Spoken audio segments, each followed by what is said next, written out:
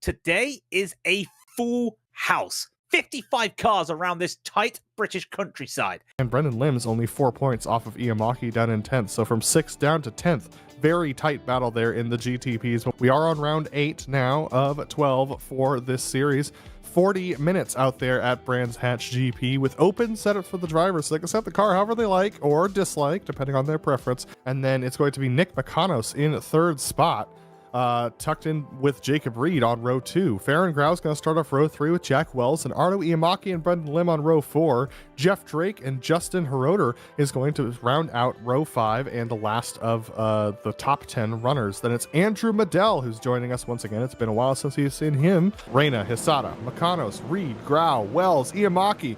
The Porsche pace car pulls off into the pit lane, and Reina goes immediately, catching the entire field off guard, but especially Toko Hisada. Nick Makanos on the inside is going to take the sweeping move and get into that second position as they go through turn 1. It's fairly free and clear for the GTPs.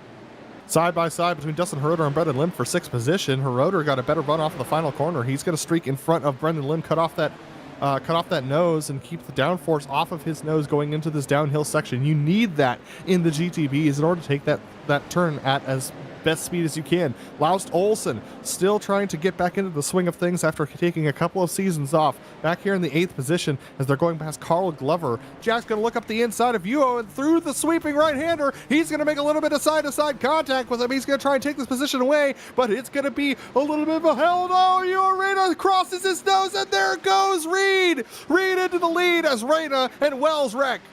Yeah, they wrecked. Wells is still going, though, but he's down into 6th position after all that. And it was Reina just turning in a bit too early there, and it's just unfortunate. And now all that work that you saw Reed do, and Wells do, sorry, he's going to have to redo it. Who got by cleanly, though? Well, it's only the man who is one of the best drivers in a Formula car on iRacing. It's Jacob Reed. He has a lead. He has a big lead now, but this is Reina. He's got damage on the rear. That will affect the top speed, especially on a track like this. Catching him out again, and that's not a typo. Andrew Medell now up into P4. Brendan Lim up into 5th with those moves. Great driving out there today, just from Medell, just from Lim. This is the battle of attrition. We talk about the battle of attrition usually when it comes to, you know, the GTOs. For the GTPs, it is. That's Seamus Power. He's up 12 places today. Now he's overtaken Laus Olsen. Really working hard out there today as he still had to go for this defense, had to go for this attack as well. Working well. This is the track. I bet if Seamus comes into the broadcast, he'll say, no, it's not one of my favorites. But it's safe to say I think it is. 11 cars out so far this race. That is a high number, even with 55 drivers out here today.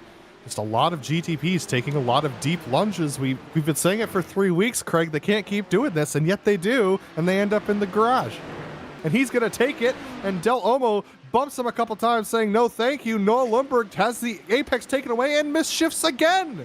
Noah Lundberg's going to lose the draft now to Del Omo as they have the battle for 4th position in the GTPs, which is very tight. Streaking by them, 4th place is Medell, Lim, Power, and Olsen, all battling for that spot in the GTPs. Olsen held up by Javier Del Omo. He's going to lose a position to Henrik Schreibig and Jeff Drake, who are battling for 7th, and they're now part of that pack too. Look at this, they're on the outside for Seamus Power. Can't get it done on Brendan Lim, or can he?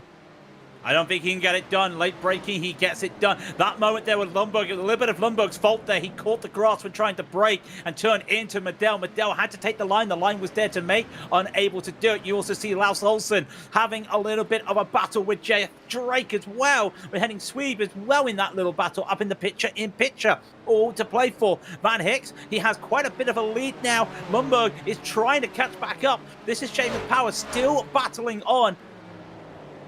It's Valenteus, and it is one of those that you just keep an eye on. Actually, when I first started talking to him, remember I said he was 12 seconds behind? Yeah, he's gained a second while also making positions up there. Seamus Power just losing a bit of time there to a GTO. That was Hark.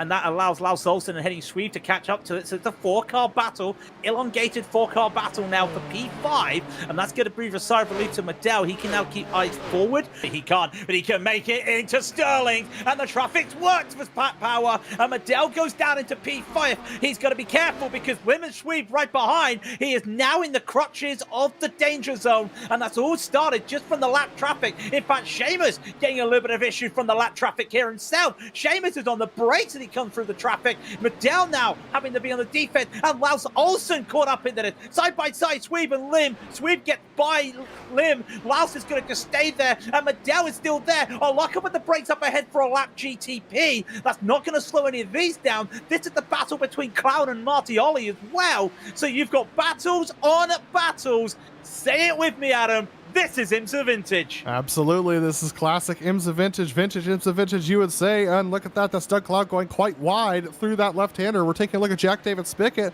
who's trying to hold off Noah Lundberg, who's trying to charge back through. With that damage that he has, he's going to try and get himself up into a podium position as we keep our eyes on Brendan Lim, who's now got Howie Burrows. He's going to have to navigate, and up ahead of them, Schwebig and Medell are battling nose to tail as well. We take a look at them right now. Take a look at them. There's a bit of traffic up ahead. It's Timothy Reed. That may slow down Medell. This could almost be a carbon copy of what just happened last lap, but he manages to turn in just in time. Thankfully, Sterling's got that little curb on the inside that you can really start to run, and that just allows him to hold on. But this is a really tough battle now for P5. Everybody wants that top 5 spot, Adam, because it gives you a stat on the iRacing stats. You get recorded your top 5, and this is a very important moment right here. Is the traffic going to work for him? We'll wait and see. I think it will. Meanwhile, you look up ahead on that timing tower, ladies and gentlemen, and it is all to play for a lot of positions out there now. Yeah, and 4.5 minutes to go here for these drivers. There's not a lot of time left to get stuff done. Speaking of time, Andres Valenteus has only gained 1 second since passing Jack David Spickett, so he's not going to get this done unless Joran Van Hicks has an issue, knock on wood. Taking a look here at Schweibig, just trying to hang on to the back of Medell. Oh, Laust Olsen, Brendan Lim actually got held up significantly by Mark Gamick, so Laust Olsen has a good run, but he's not going to be able to get a move done because Brendan Lim was able to create a little bit of a road block from using Mark Gamick a little bit there, so he's able to hang on to that position. But look at this side-by-side between Schweibig and Medell again. And this time, Medell, is he going to try and hang on to it? It's so tight through the corners. And here they go. They're going to be held up by some lap traffic once again. A little bit of contact there, but Medell is able to hold on. And now it's nose to tail for these drivers once again in the danger zone.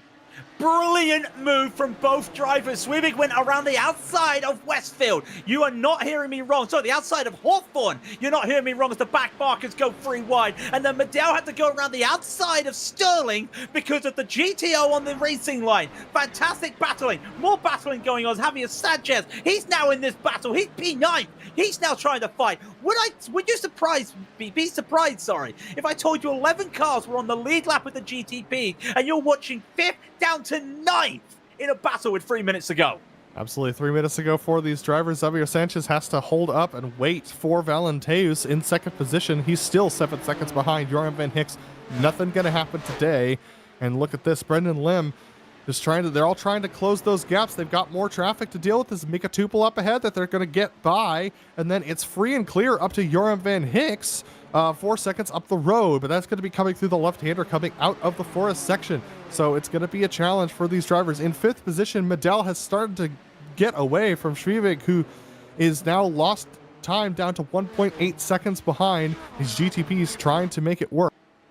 Jacob Reed, believe it or not, is halfway through the forest section himself, so he'll be coming around he probably won't take the white flag this next time around as we look at Brendan Lim, who's absolutely got Laust Olsen right up his 007 cam. Yeah, on the 007 cam, it is very tight out there. And you may also be able to see other cars there because you see that is Javier Sanchez right behind them as well. So up ahead is Henry Shreve. You can't see him in camera. Behind Laus Olsen, Javier Sanchez. You may see those two go for a little bit of a battle down the straight. Not sure that Lim's going to be able to do anything down the straight. Looking up ahead, though, there is a couple of GTOs, non-battling GTOs, but still a couple back markers to get around. Could be very interesting when we come around the danger section of the track once more. And hard they go onto the brake, carries all the speed. You've got to try and find opportunity. Javier Sanchez, that's not a place to make a move, Javier. And unfortunately, the gap's always going to close. And he takes out Laus Olsen. He keeps on driving, but a lot of damage there for Laus. And looks like Jacob Reed still going through the first couple of corners in the forest section himself. So he's going to just try and survive this final lap. 18 seconds to the good of Jack Wells. So he No, Seamus Power, though, he will come home 14th, or for plus 14th, sorry, today. Javier Sanchez with a drive to the line with Brendan Lim for P7. Brendan's going to hold on to that real good drive there for Brendan. He's +1 for the day. He had to fight hard for that. Henrik Schwebig is going to come home in the 6th position with Brendan Lim tucked in behind him, and Xavier Sanchez unable to get past Brendan to finish this race in 7th. Javier comes home in 8th. Lars Olsen in 9th position, and then Jeff Drake down in 10th spot. There's one more driver on the lead lap, and that's Ilka Kodasalo, who started towards the back and was able to stay on the lead lap for the rest of that race.